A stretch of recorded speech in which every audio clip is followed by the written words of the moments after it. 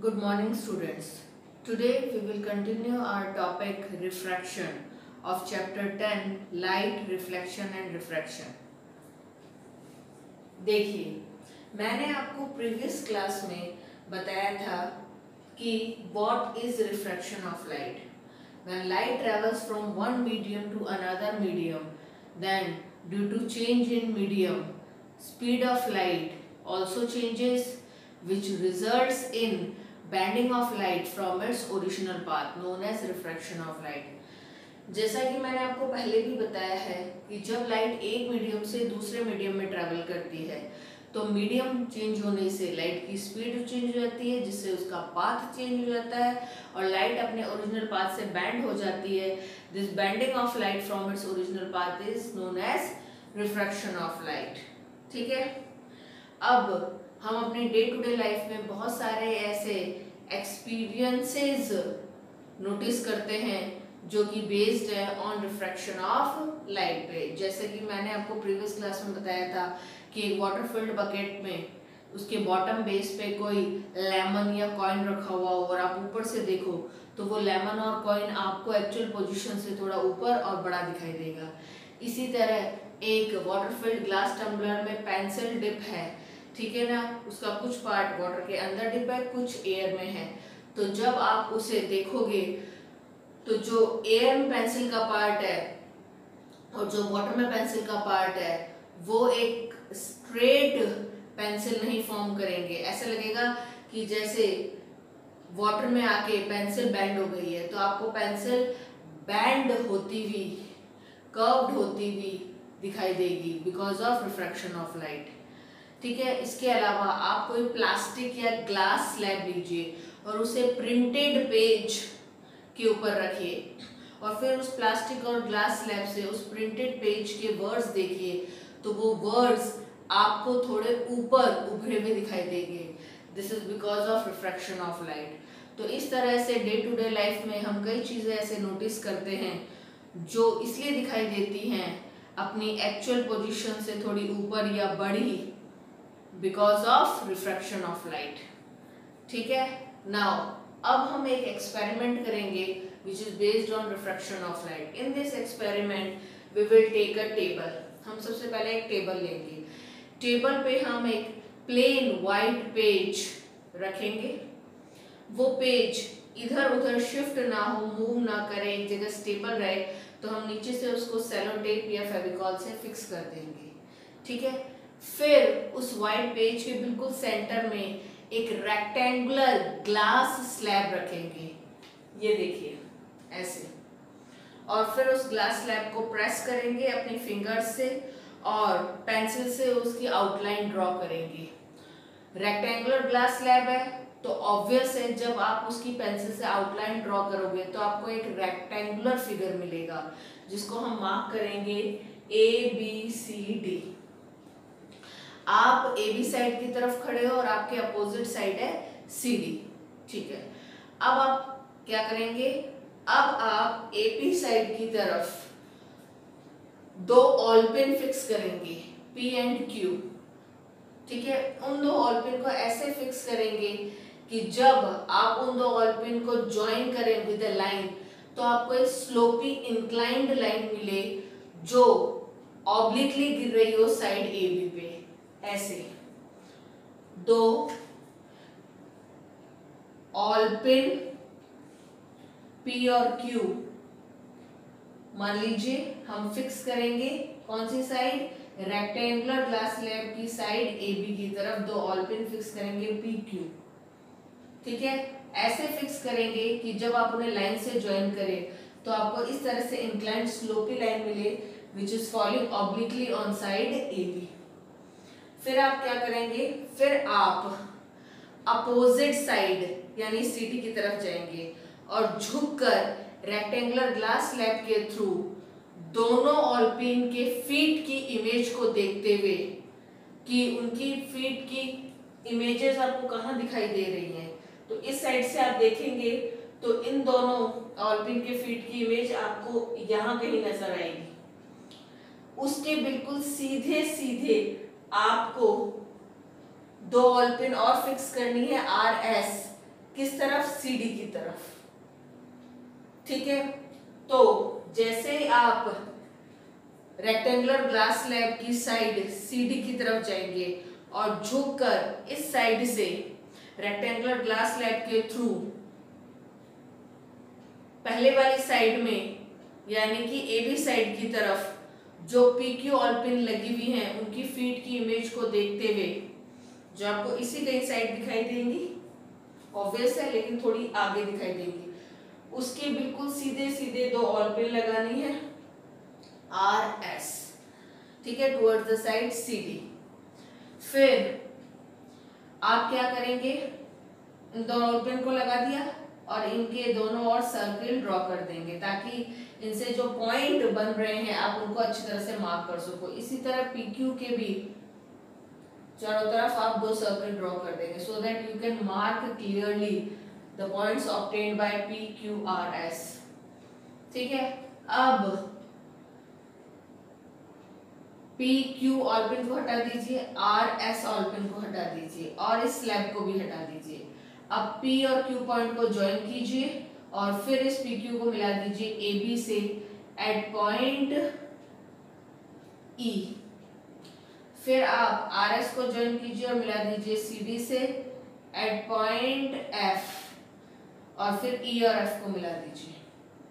तो आपको इस तरह का फिगर मिल जाएगा which I have already drawn on board. Now PQ is an incident ray. ऐसा क्यों?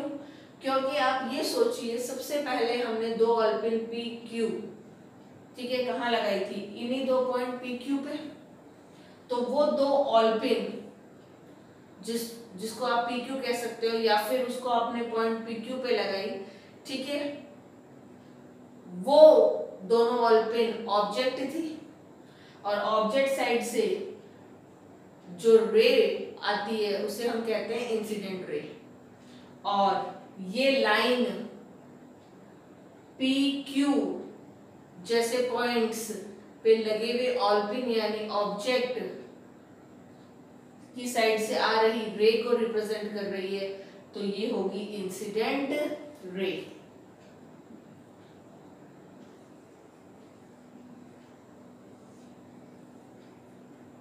ठीक है, इंसिडेंट रे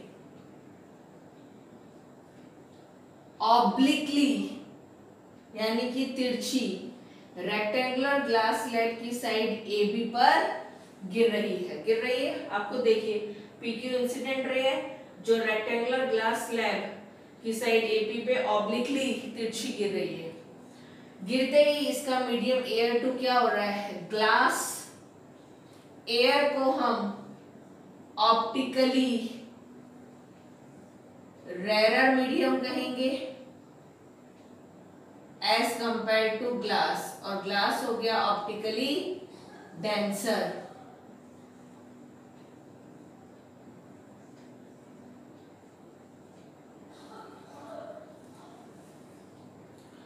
तो इस तरह से इंसिडेंट रे PQ ऑब्लिकली गिर रही है किस पे, रेक्टेंगुलर ग्लास स्लैब की साइड AB पर, और उससे उसका medium air to glass optically rarer to denser हो रहा है। ऑप्टिकली रेरर मीडियम में लाइट की स्पीड ज्यादा होती है और ऑप्टिकली डेंसर में लोअर। तो इंसिडेंट रे PQ की स्पीड एयर टू ग्लास यानी ऑप्टिकली रेरर टू डेंसर जाने पर हायर से क्या हो रही है, लोअर, यानी स्पीड डिक्रीज हो रही है। इसलिए ये अपने ओरिजिनल पाथ, हम इसका ओरिजिनल पाथ ट्रेस करेंगे। ये देखिए, ये इसका ओरिजिनल पाथ होता है जिससे ये क्या हो रही है, बैंड। ये देखो, ठीक है, known as refraction of light, और इस रे को कहेंगे रिफ्रैक्टेड रे। तो EF क्या है, रिफ्रैक्टेड रे, बेंट रे। ठीक है, और पॉइंट E क्या है, पॉइंट E है पॉइंट ऑफ इंसिडेंस जिसपे PQ incident ray obliquely incident fall गिर रही है। तो इस पॉइंट ऑफ इंसिडेंस पे हम एक इमेजिनरी परपेंडिकुलर लाइन ड्रॉ करेंगे known as नॉर्मल। तो आप देख सकते हैं PQ इंसिडेंट रे अपने ओरिजिनल पाथ से बैंड होके किसकी तरफ जा रही है, नॉर्मल की तरफ। तो इट मीन्स जब कोई भी incident ray optically rare to denser medium में जाती है तो स्पीड हाई टू लो यानी डिक्रीज हो जाती है और वो अपने ओरिजिनल पाथ से बैंड करती है टुवर्ड्स द नॉर्मल। नाउ अब EF जैसी रिफ्रैक्टेड रे साइड CD पर क्या गिर रही है, ऑब्लिकली। तो साइड CD के लिए अभी ये क्या है, इंसिडेंट रे जो ऑब्लिकली गिर रही है। सेकेंड इंसिडेंट रे कह सकते हो which is falling obliquely on the side CD at point F। तो F भी क्या हुआ, पॉइंट ऑफ इंसिडेंस। इस पे भी हम एक imaginary perpendicular line normal draw करेंगे। नाउ जैसे ही EF जो CD पे ऑब्लिकली गिर रही है, गिरते ही उसका मीडियम ग्लास टू क्या हो रहा है, air. Optically denser to optically rare और स्पीड लोअर से फिर कैसी हो रही है, हायर, मीन्स इंक्रीज हो रही है। और स्पीड इंक्रीज होने से EF जैसी रे का जो ये ओरिजिनल पाथ है, इसका भी हम ओरिजिनल पाथ ट्रेस आउट करेंगे। ये इसका ओरिजिनल पाथ, इससे क्या हो रही है, ये band away from the normal. इसका मतलब EF जो कि साइड CD के पॉइंट F पे इंसिडेंट हो रही है, फॉल हो रही है ऑब्लिकली,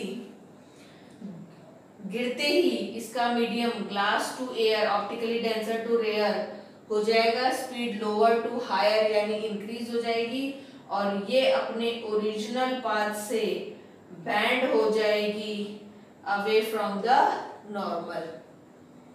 ठीक है, तो इस तरह से अल्टीमेटली रे इस तरह से निकलेगी, नोन एज, इसको आप सेकेंड रिफ्रैक्टेड रे भी कह सकते हो या फिर एमर्जेंट रे which is finally emerging out of the glass slab.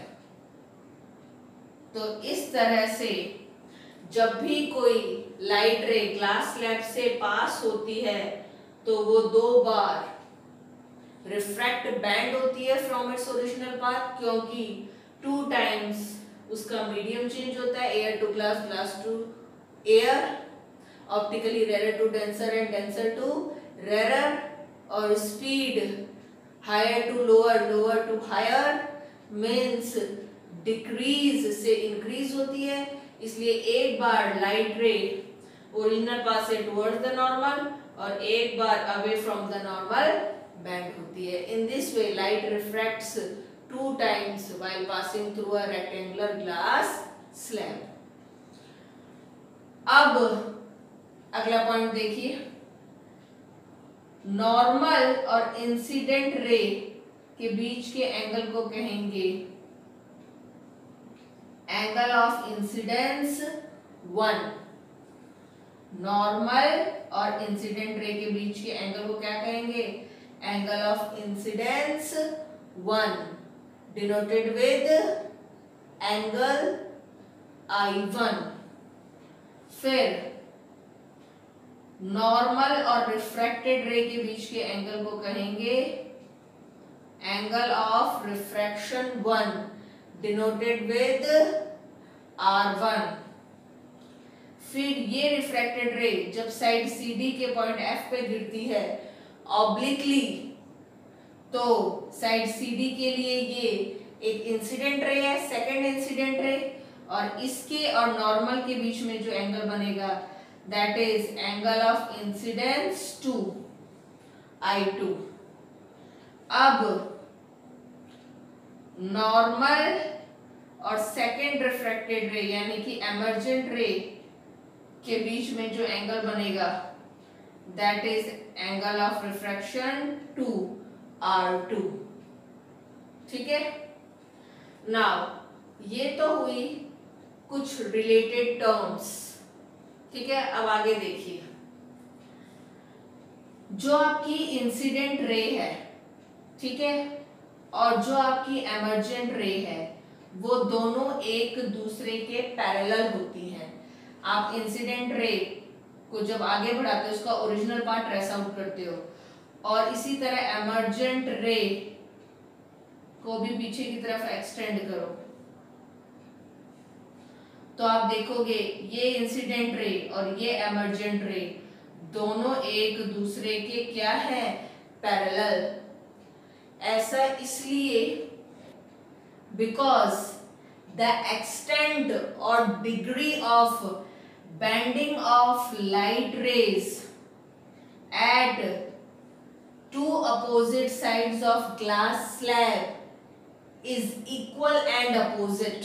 कहने का मतलब रेक्टेंगुलर ग्लास स्लैब की टू अपोजिट साइड्स AB और CD के पॉइंट्स ऑफ इंसिडेंस E और F दोनों पे ही लाइट रे बेंड होती है, और इसकी बेंडिंग की जो डिग्री है, एक्सटेंट है, वो इक्वल और अपोजिट होता है। मतलब साइड AB के पॉइंट E पे PQ incident ray original path से जितना degree extend toward the normal band हुई, उतना ही डिग्री एक्सटेंट तक EF साइड CD के पॉइंट F पर away from the normal band हुई। तो जितना ये नॉर्मल के पास आई उतना ये आगे चल के नॉर्मल से दूर गई। तो जितनी बेंडिंग यहां हुई उतनी ही बेंडिंग आगे भी हुई, बस डिफरेंस इतना है जितनी बेंडिंग टुवर्ड द नॉर्मल हुई उतनी ही अवे हुई। तो जितना नॉर्मल के पास है उतना नॉर्मल से दूर गई, तो दोनों के बीच में गैप इक्वल हो गया, ये इक्विडिस्टेंट हो गए, पैरेलल हो गए। In this way incident ray and emergent ray are parallel to each other. ठीक है, आप सोचोगे भाई इंसिडेंट रे तो बेंड होगी नॉर्मल की तरफ, ठीक है, आगे चलकर नॉर्मल से उतना ही अवे बेंड हो जाएगी, तो जितना पास है उतना ही दूर गई, तो बीच का डिस्टेंस गैप इक्वल हो गया, जिससे ये पैरेलल हो गई। नाउ सेकंड पॉइंट वो ये है, angle of incidence I1 is equal to angle of refraction R2. Secondly, angle of incidence to I2 is equal to angle of refraction 1 R1।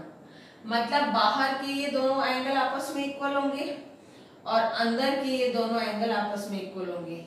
ये दोनों आपस में इक्वल और ये दोनों आपस में इक्वल। कैसे, देखिए, पहले हम I2 और R1 की इक्वालिटी की बात करते हैं। आप खुद देखिए, यहां पर एक Z बन रहा है, ये देखिए, ठीक है, तो ये दोनों क्या है, ऑल्टरनेट इंटीरियर एंगल्स। ये देखिए, ये तो ये दोनों ऑल्टरनेट इंटीरियर एंगल्स हैं। तो R1 और I2 क्या है, alternate interior angles which are equal to each other. फिर हम बात करते हैं I1 और R2 की। तो देखिए, इंसिडेंट रे को आप आगे बढ़ाते हो, ठीक है, और उसका ओरिजिनल पार्ट ट्रेस आउट करते हो, ठीक है, एमर्जेंट रे को पीछे बढ़ाते हो। फिर आप एक काम कीजिए, इस नॉर्मल को थोड़ा और नीचे कीजिए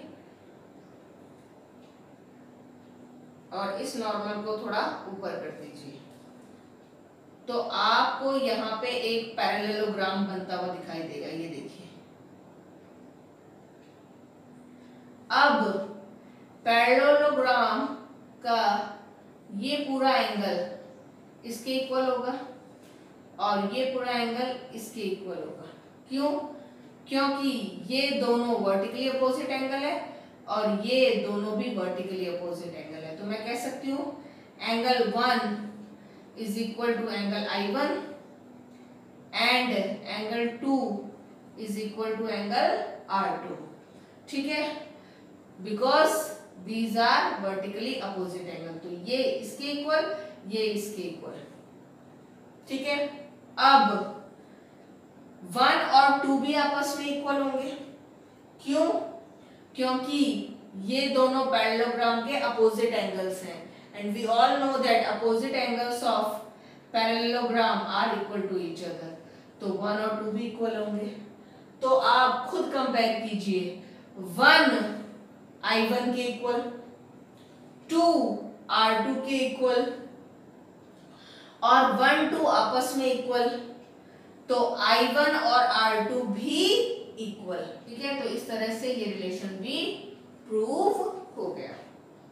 ठीक है, तो ये तो हो गया refraction of light through rectangular glass slab. Now next topic, laws of refraction. देखिए, जैसे लाइट जब भी रिफ्लेक्ट होती है तो रिफ्लेक्शन के 2 लॉज फॉलो करती है। In the same way light जब भी रिफ्रैक्ट होती है, जैसे यहां हो रही है बैंड रिफ्रैक्ट, तो वो भी रिफ्रैक्शन के कुछ लॉज फॉलो करती है। और कोइंसिडेंटली रिफ्रैक्शन के भी 2 लॉज हैं। So there are 2 laws of refraction. First law of refraction, ध्यान से सुनिएगा। Incident ray, refracted ray, normal to the point of incidence at the interface between 2 transparent media all lie in same plane। कहने का मतलब incident ray, refracted रे और normal, जो तीनों किस पे हैं? पॉइंट ऑफ इंसिडेंस, यहाँ पे E है वो। ठीक है, और वो पॉइंट ऑफ इंसिडेंस है एक इंटरफेस, यानी एक बीच की सरफेस जो यहाँ पर AB है, जो किसके बीच में है? 2 ट्रांसपेरेंट मीडिया, एयर और ग्लास के बीच में। तो इंटरफेस यानी बीच की सरफेस जो किसके बीच में है? 2 ट्रांसपेरेंट मीडिया, एयर और ग्लास के बीच में, जिसके ऊपर एक पॉइंट ऑफ इंसिडेंस है E, जिस पर इंसिडेंट रे, रिफ्रैक्टेड रे और नॉर्मल तीनों एक ही प्लेन पर लाई कर रहे हैं। यू एक प्लेन पे, ना कोई प्लेन से बाहर जा रहा है ना कोई पीछे जा रहा है, बल्कि सब एक ही प्लेन पे। So this is first law of refraction, that is incident ray, refracted ray, normal to the point of incidence at the interface between 2 transparent media all lie in same plane. Now, second law of refraction, which states that the ratio of sine of angle of incidence to the sine of angle of refraction is always constant for a given color of light and for a given pair of media। कहने का मतलब आपने यहाँ पर rectangular glass slab वाला experiment किया है, ठीक है, जिसमें लाइट एयर टू ग्लास और ग्लास टू एयर जा रही है। इसके अलावा आप कोई और एक्सपेरिमेंट भी कर सकते हैं जिसमें लाइट एयर टू वाटर और वाटर टू एयर जा रही है या कुछ और। तो जो भी आपका एंगल ऑफ इंसिडेंस आएगा उसकी साइन वैल्यू, और जो भी आपका एंगल ऑफ रिफ्रैक्शन आएगा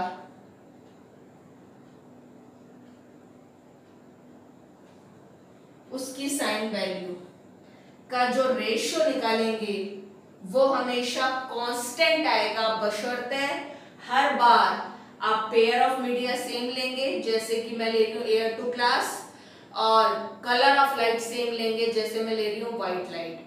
तो मैं ये एक्सपेरिमेंट चाहे 10 टाइम्स करूं चाहे 20 टाइम्स करूं, अगर मैं हर टाइम लाइट को एयर टू ग्लास यानी सेम पेयर ऑफ मीडिया में पास कर रही हूं और हर बार मैं व्हाइट लाइट ही पास कर रही हूं, तो जो भी एंगल ऑफ इंसिडेंस होगा उसके अकॉर्डिंग एंगल ऑफ रिफ्रैक्शन आएगा।